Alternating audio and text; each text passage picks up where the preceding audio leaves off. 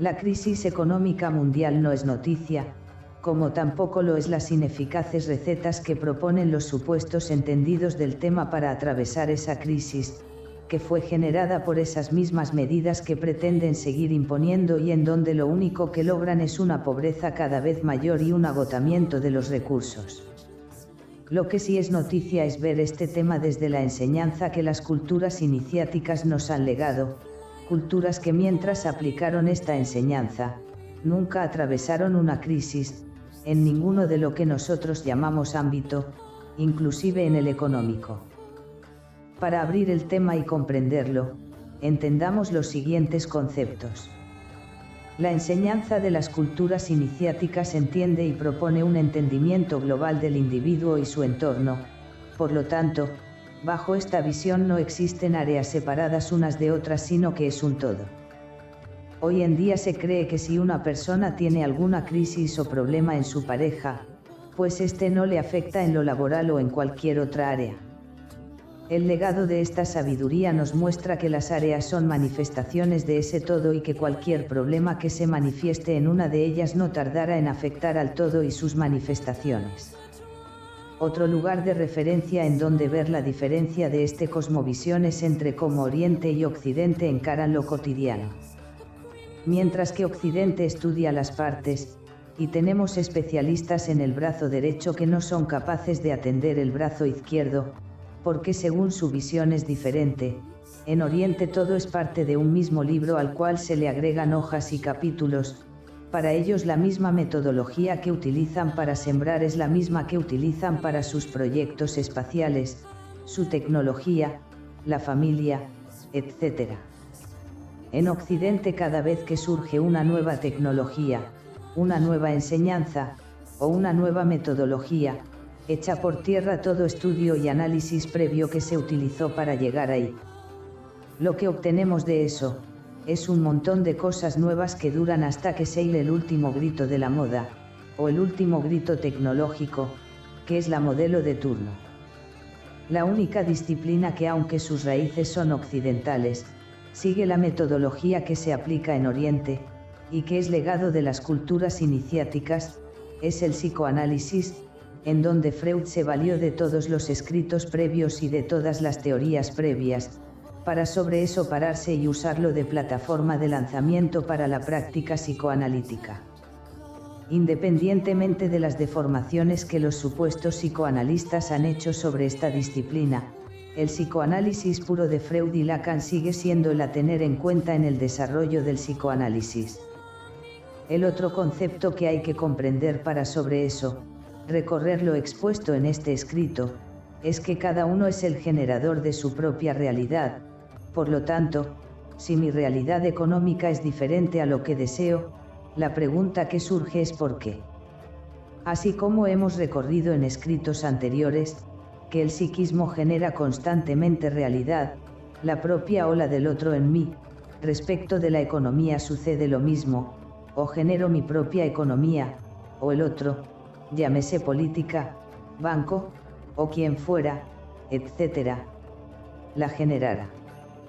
Siguiendo esta lógica y entendiendo que mi realidad la genero a partir de la orden que le doy al universo, y esa orden es un resultado formulado en palabras, entendamos entonces las palabras que conforman este rompecabezas y analicemos las leyes ocultas de la economía. Es importante entender que los nombres dados a las acciones, sustantivos, etc., forman parte de la historia oculta de la gramática, tema que recorreremos en otro momento, pero en principio entendamos que las cosas se llaman así por algo y que no es lo mismo entonces utilizar una que otra palabra. Es muy común confundir economía y finanzas, intercambiándolas como si fuera lo mismo. Según la Real Academia Española, la palabra finanzas alude a la obligación que alguien asume para responder de la obligación de otra persona, y economía es la administración eficaz y razonable de los bienes y el conjunto de bienes y actividades que integran la riqueza de una colectividad o un individuo. Ya por la definición manifiesta, se evidencia una gran diferencia entre ambas palabras. Finanzas habla de una obligación respecto de otro, y economía de una administración eficaz de mis riquezas. Mucho mayor es la brecha cuando recurrimos al significado oculto de las palabras, su etimología. Etimológicamente finanzas proviene del castellano, que adoptó del francés una serie de voces derivadas de finanza, financiar, financiación, financiero, todas de uso común en asuntos bancarios, bursátiles o comerciales. La palabra finance existe desde el siglo XIII y se formó sobre el verbo finer, variante de finir, terminar, que entonces significaba pagar, o sea dar por terminado un trato o por ejemplo terminar de pagar un rescate. La raíz de todas estas palabras es latina, finis igual fin, término, suspensión. Es asombroso bajo la luz etimológica comprender que lo relativo a finanzas habla de un fin, por lo tanto, es por definición imposible crecer a través de algo que refiere a fin, término, suspensión. Pero si de maravillarnos se trata, veamos etimológicamente el desde dónde de la palabra economía cuyo origen data de los griegos que llamaban oikos a la casa, incluyendo todo su contenido y a su administrador nemo. Así se formó ocomos que designa administración de la casa.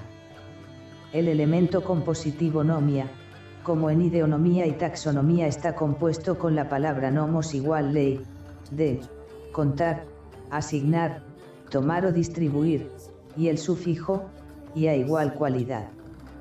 Economía es la cualidad que tiene una persona para administrar sus riquezas a través de leyes. Por lo tanto, el primer punto de inflexión para entender la situación actual a nivel global, es que mientras los supuestos entendidos sigan promulgando acciones financieras, lo único que hacen es finiquitar a ese Estado, país, individuo, etc., sobre la cual es impuesta. Nosotros, que no somos expertos ni entendidos en la materia, al utilizar la lupa de este saber iniciático, podemos decir que la solución global nunca será tal, mientras sea global. Es de uno en uno, de individuo en individuo, quien tiene que transformarse en ese okonos mencionado por los griegos. Un problema nunca puede ser solucionado desde el mismo nivel en que fue generado. Querer resolver el problema que la crisis economía global generó con las mismas medidas que generaron la crisis, es imposible sin correrse del lugar desde donde se generó esa crisis. ¿Qué quiere decir esto? Que mientras se reduzca a la crisis económica mundial a un problema de falta de dinero y de deuda, nunca se resolverá dado que, economía en su etimología hace referencia a tres factores, administrador de riquezas, ley y cualidad.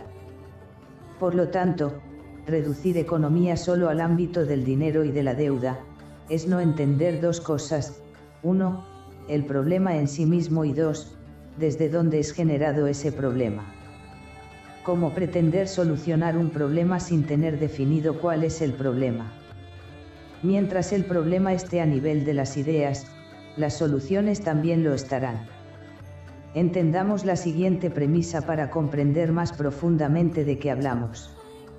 Es muy común escuchar que se diga que la pobreza es un estado mental, pero es muy poco común escuchar que la riqueza también es un estado mental, y cuando hablamos de riquezas, nos referimos además de la cuestión que hace al dinero, a todo aquello que enriquece la vida del ser humano.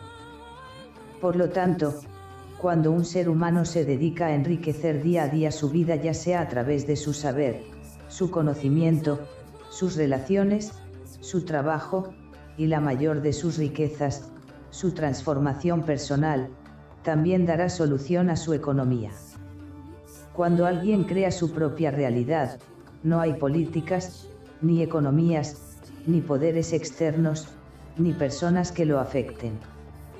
Establecidos y fundamentados, estos dos primeros conceptos, recorramos ahora la siguiente ley oculta de la economía, a través de una de las frases más leídas, pero poco comprendidas, porque al que tiene, se le dará y al que no tiene aún se le quitará lo poco que tiene.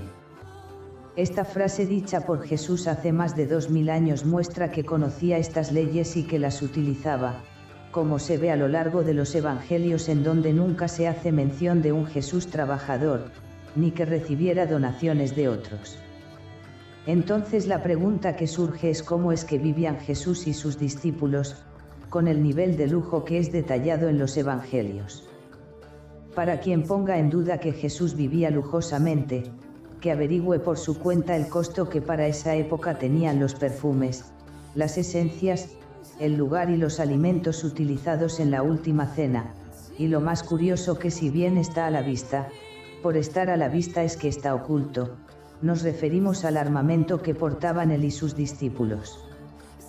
Pues la ley que estamos describiendo a través de esta situación es la ley de atracción, en donde mostramos además que la riqueza es un estado mental y que mientras más enriquezco mi vida, resuelvo lo que para la mayoría es un problema, la falta de dinero.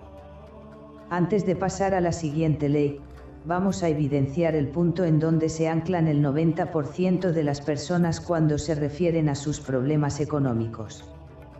Hemos dicho que el universo responde a nuestros comandos, a nuestras órdenes, a nuestras palabras, tal cual un taxista responde a un pedido de viaje.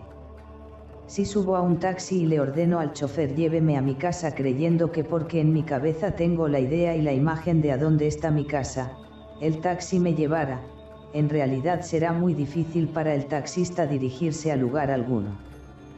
Para llegar a donde quiero ir, tengo que dar una orden, poner en palabras eso que tengo en mi imaginación, y además, tiene que ser una orden clara y directa.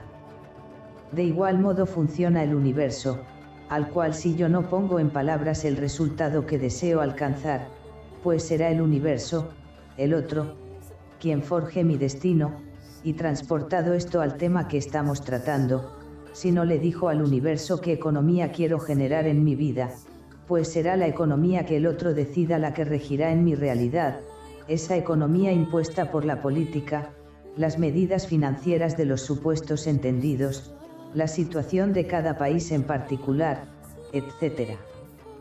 Por la misma vía, y siguiendo la ley oculta de la economía que antes mencionamos, al que tenga se le dará más y al que no tenga se le quitará aún lo poco que tiene, a menos que día a día enriquezca mi vida, con aquello que yo decida la enriquece, pues esta ley, operando desde lo oculto, hará que mi vida se empobrezca, o, si por el contrario, la enriquezco día a día, bajo esta misma operatoria, mi vida será con mayor riquezas, incrementándose estas exponencialmente, también en lo que respecta al dinero.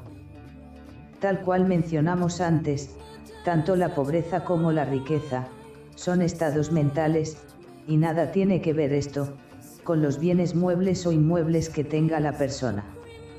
A medida que avanzamos en el escrito, es nuestra intención cada vez más marcada, que quien escucha lo manifestado, comprenda que cuando hablamos de riqueza, esta palabra trasciende los bienes muebles, inmuebles y el dinero, que es por lo general, en lo que queda recortada, minimizada, esta terminología. Lo similar atrae lo similar, es la enseñanza que está detrás de esta ley, al igual que el principio hermético de atracción. Si genero riqueza, atraigo riqueza. Si genero pobreza, atraeré pobreza. Más intrínseco es el panorama, si además de analizar lo expuesto desde la luz de las leyes ocultas de la economía, le sumamos lo que el psicoanálisis le aporta al tema, la frase por excelencia cuando alguien se refiere a sus problemas económicos es tengo problemas de plata, de dinero. Simulemos un viaje con el mejor de los taxistas, el único que te lleva a donde le dices, el universo. ¿A dónde nos llevará el taxi del universo, si cuando le damos la orden de a dónde ir le decimos, que el problema es de plata, de dinero, tal cual vemos es uno de los comandos más comunes en lo referente al tema? La respuesta que el universo me brindará ante un problema de dinero es quitar eso que manifiesto problemático, o sea el dinero. Rompamos los preconceptos, las ideas, las imágenes y activemos la escucha. Que según Buda, es el sentido a través del cual alcanzar la iluminación. Es lo mismo manifestarle al universo que el problema es la plata a decir que el problema es la falta de plata.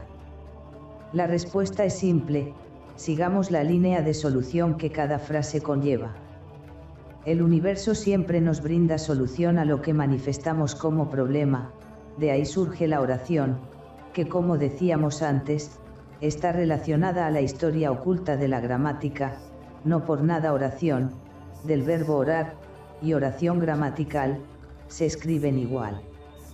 Siguiendo la pauta de la respuesta al problema manifestado, si el mensaje que le doy al universo es que el problema es la plata, pues la solución que brindara, es quitar cada vez más la plata, el dinero de mi universo. Bajo la misma lógica, si lo que manifiesto por problema es la falta de dinero, entonces el universo responderá atrayendo dinero a mi universo. Ahora sí, transitada la primera de las leyes expuestas, abrimos el recorrido a la siguiente ley, la cual entenderemos a través de otra famosa frase, creada por uno de los máximos estrategas militares de la historia, que además tenía conocimientos masónicos, el general Don José de San Martín, el libertador de América. El ahorro es la base de la fortuna. Frase trillada si las hay, pero mecánica e ilusoriamente comprendida desde la idea. Por lo general, el aplicar esta frase se traduce a 2 puntos del 100% de mis ganancias, destino un X% al ahorro. Eso lo único que genera es que gane menos dinero, por lo tanto, es muy difícil hasta desde lo conceptual, hacer fortuna reduciendo mis ganancias. En realidad, esa interpretación está ligada al concepto religioso judeo-cristiano del sacrificio. Usemos la herramienta que rompe el imaginario, la pregunta moebiana, para comprender qué dijo en Lo dijo San Martín. Para entender por qué el ahorro es la base de la fortuna, hay que comprender de qué hablamos cuando hablamos de ahorro. Primero, ahorrar por ahorrar no funciona, eso es avaricia. Para ahorrar hay que ubicar un objeto al cual alcanzar a través del ahorro. Lo que ya liga el concepto de ahorro a resultado, desde dónde, a dónde y por dónde, coordenadas utilizadas por las culturas iniciáticas. Más y mejor detalles al respecto leer Casualizar de José Luis Parise www.edipo.org. Segundo, hay una idea establecida de que ahorrar está ligado a ahorrar dinero. Y ahorrar es un concepto mucho más amplio, que incluye también al dinero.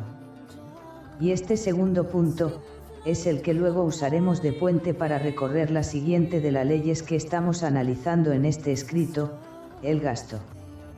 Aunque desde la idea, parezcan conceptos opuestos, ahorrar está directamente relacionado al concepto de producción. Y ahí está la clave, para generar ahorro hay que generar producción. Y ese excedente de producción es lo que transformo en ahorro.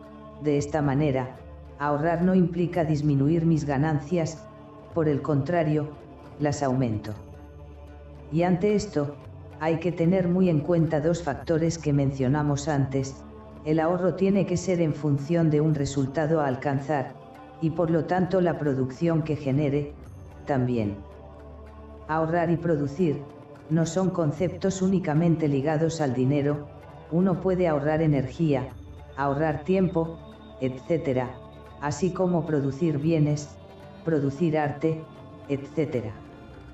Y a medida que avanzamos en las develaciones, vemos el hilo de Ariadna que integra los conceptos que estamos recorriendo. Si produzco, genero capacidad de ahorro, y si genero capacidad de ahorro, genero fortuna, riqueza, y empieza a plasmarse la ley y la cualidad que contiene en su etimología la palabra economía. Mencionamos que el concepto y entendimiento de lo que es ahorrar es un puente hacia la siguiente de las leyes que estamos recorriendo. Así como el ahorro es la base de la fortuna, la siguiente ley dice, para ganar más, hay que gastar más. A esta altura del escrito, estamos atentos a que cuando nos referimos a gastar, nos referimos a un concepto que trasciende el ámbito financiero. Y al igual que cuando hablamos del ahorro, está en nosotros ubicar qué es lo que vamos a gastar para ganar más. lo cual implica nuevamente, poner estos conceptos bajo coordenadas iniciáticas, resultado, desde dónde, a dónde y por dónde, con las cuales crear un plan con que administrar mi economía, siguiendo la táctica y estrategia que he formulado en ese plan. Veamos esta ley aplicada en algunos ejemplos. Quien va al gimnasio y gasta energía y caloría, gana en buen estado físico. Quien gasta tiempo en aprender y desarrollar un oficio, gana experiencia y practica en ese oficio. Pues con esta misma lógica está en cada uno armar la relación gasto-ganancia y ubicar en mi psiquismo la ley que la rija. Por ejemplo, armar la relación gasto-energía, gano dinero. Ubicada estas leyes básicas de la economía oculta, esas mismas leyes que aplicaron las grandes culturas iniciáticas, culturas que nunca tuvieron crisis económicas, ni burbujas financieras, mientras se aferraron a esas leyes que rigen desde lo oculto, también a la economía. Esas mismas culturas que en su lenguaje no tenían la palabra trabajo, y con esto armamos el puente a la siguiente ley oculta de la economía. La cultura religiosa judeo-cristiana del sacrificio, armó una relación psíquica devastadora para el bienestar humano, cuando desde el origen mismo de sus creencias, el Génesis, el Dios de estas culturas, literalmente castiga al hombre por seguir su propio deseo, su curiosidad y su intención de comprobar por sí mismo lo prohibido por el otro, que casualmente, lo igualaba a ese Dios. Castigo que remite a ganarás el pan de cada día con el sudor de tu frente. Relación que arma una ley que dicta a mayor sacrificio, mayor ganancia, que es muy distinta a la ley iniciática de para ganar más hay que gastar más. Y si a eso le sumamos, que luego, por conveniencia de los poderosos de turno, y para mantener su poder, armaron una relación entre sacrificio y trabajo, lo que quedó inscripto en el mito. Por ende lo que rige desde el psiquismo es que mientras más trabaje alguien, más ganará, y todo eso en base a mucho sacrificio. Está más que comprobado que esa relación imaginaria no se sostiene sino es desde el mito que arma esa relación. La gente que más sacrificios hace, la que más trabaja, por lo general es la más pobre. Y aquellos que menos se sacrifican, que menos trabajan, son los más ricos. ¿O acaso es la misma carga laboral y la ganancia de un empleado base que la de un gerente o un alto directivo? Mientras la pobreza, el sacrificio y el trabajo sean un valor socialmente aceptado y fomentado desde las instituciones, lo que habrá cada vez es más pobreza, más sacrificios y más trabajo, pero menos ganancias. ¿Qué diferencia hay entre los sacrificios bíblicos o humanos que relatan algunos textos, con los sacrificios que hoy hace la mayoría de la gente para ganar un sueldo que no le alcanza, y encima cree que la solución es más trabajo, más sacrificio? Decíamos anteriormente, que las culturas iniciáticas, no conocían el concepto de trabajo. Y esto mismo es trasladable a los iniciados de cada cultura. ¿Alguien ha leído de un Buda trabajando? ¿O de un Cristo trabajando? Pues no. ¿Y cuál es el mito que está en la base de la enseñanza aplicada por estas culturas, mito que ha de reemplazar en la nueva era, al mito del sacrificio y trabajo? Recurrimos a la cosmovisión andina en pos de la respuesta, el Aini.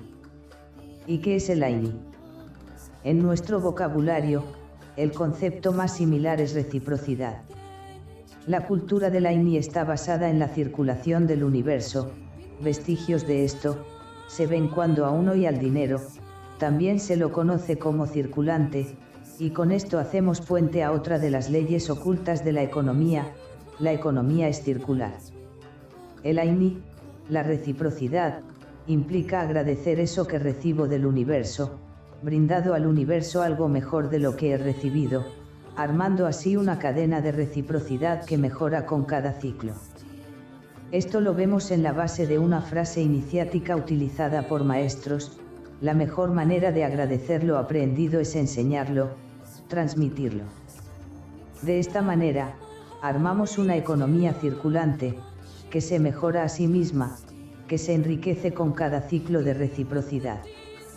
Una vez planteado todo lo que hemos recorrido, estamos en condiciones de comprender la base que sostiene lo escrito, que ha sido el pretexto para llegar al texto. La ley fundamental que rige a la nueva era, y por ende, también a la economía en la nueva era es, el ser humano es un ser de luz, de brillo. ¿Y qué tiene que ver la luz y el brillo con la economía? Recurramos nuevamente a una frase para orientar el tema: al principio era Dios y Dios es el Logos, así da inicio el Evangelio de San Juan. Dios, por definición, es aquel que crea. Por lo tanto, cuando creamos nuestra propia realidad, estamos en el camino que nos enseñan los legados ancestrales de las culturas iniciáticas: llegar a Dios no como una cosa externa a mí a la cual alcanzar, sino como un camino interno, un estado al cual dirigirme, el estado de Dios, el estado creador en mí. Y si Dios es el Logos, según manifiesta esta frase, si descubrimos de qué hablamos cuando hablamos de Logos, descubriremos de qué hablamos cuando hablamos de Dios. Logos quiere decir contundentemente, verbo y brillo. Lo cual se ciñe con la enseñanza de las culturas iniciáticas, cuando en la base de toda creación está el verbo, la palabra, y eso es lo que conduce al brillo. Por lo tanto, Dios es el verbo hecho carne, como profesa la Biblia, lo cual es lo mismo que decir, la palabra sutil transformada en realidad densa. Avancemos un paso más, para encontrar la relación entre luz, brillo y economía. Y la palabra que nos da la pauta para plantear la base de la economía en la nueva era, que además contiene lo visto anteriormente, es lujo. Y con esto abordamos la ley oculta que manifiesta que el lujo está en la base de la riqueza, del bienestar del ser humano. Todo lo contrario al mito que nos han vendido, e ilusamente hemos comprado, de que la base de la economía, de la vieja era, está el sacrificio y el trabajo. Dijimos anteriormente, el ser humano es un ser de luz, de brillo. Ahora además agregamos, integrándolo a la economía en la nueva era es una economía de lujo. Veamos un ejemplo de esta situación, de cómo el lujo atrae más lujo, de cómo el brillo atrae más brillo, al igual que el brillo de un pararrayos atrae al relámpago. Cuenta J.L. Parise respecto de Freud, que en plena Primera Guerra Mundial, en plena pobreza, Freud nunca se separó de eso que lo distingue hasta la actualidad, su puro. Aun cuando sus pacientes le pagaban las sesiones con bolsas de papas, dada la escasez de dinero, Freud nunca dejó de lado lo que para él era un lujo, su puro. Y esto nos da la pauta de comprender otra de las leyes que rigen desde lo oculto a la economía. La brújula de la economía en la nueva era es el deseo y no la necesidad. ¿Quién se rige desde la necesidad? Encontrará más necesidades. Quien se rige desde el deseo, se encontrará con más deseos. Para comprender cabalmente lo expuesto, recurramos nuevamente al diccionario de la Real Academia Española para encontrar el significado de la palabra lujo, la cual proviene del latín luxus, que tiene la misma raíz etimológica de lux, luz, brillo. Una de las acepciones dice, lujo, todo aquello que supera los medios normales de alguien para conseguirlo. Y esta definición es el broche de oro que integra todo lo escrito. Las culturas iniciáticas nos enseñan en su sabiduría, esa misma sabiduría que las llevó a ser las culturas más brillantes de la humanidad, que el ser humano está llamado a ser un Dios, y que Dios es el creador de su propia realidad, y que para que un ser humano alcance el estado de Dios creando su propia realidad, tiene que ubicarse un resultado que le parezca imposible de alcanzar, lo cual le implicará para conseguirlo atravesar todo aquello que supera los medios normales, la misma definición de la palabra lujo. Resumiendo, las profecías milenarias nos dicen que para entrar a la nueva era, hay que hacerlo de uno en uno y no masivamente. Para romper la masificación hay que cambiar los paradigmas actuales con lo que creamos realidad, política, economía, ciencia y religión.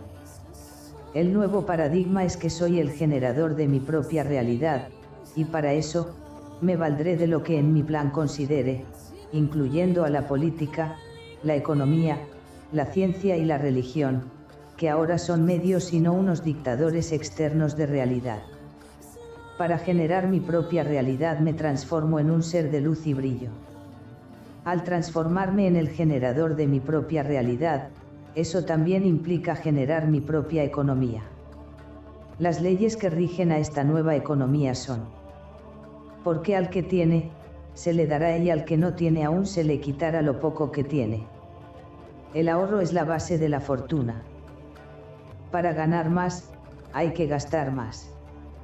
La brújula de la economía en la nueva era es el deseo y no la necesidad. La economía es circular. La base de la nueva economía es el AINI. El lujo es el eje de la economía en la nueva era. Todo esto visto bajo la luz de lo que hemos develado, nos da la pauta de qué implica transformarme en el okonos griego, y ser el administrador de mis riquezas siguiendo las leyes antes mencionadas. Está en cada uno y de uno en uno, enriquecer su vida, y ojalá este escrito colabore con eso en reciprocidad a lo que he aprendido.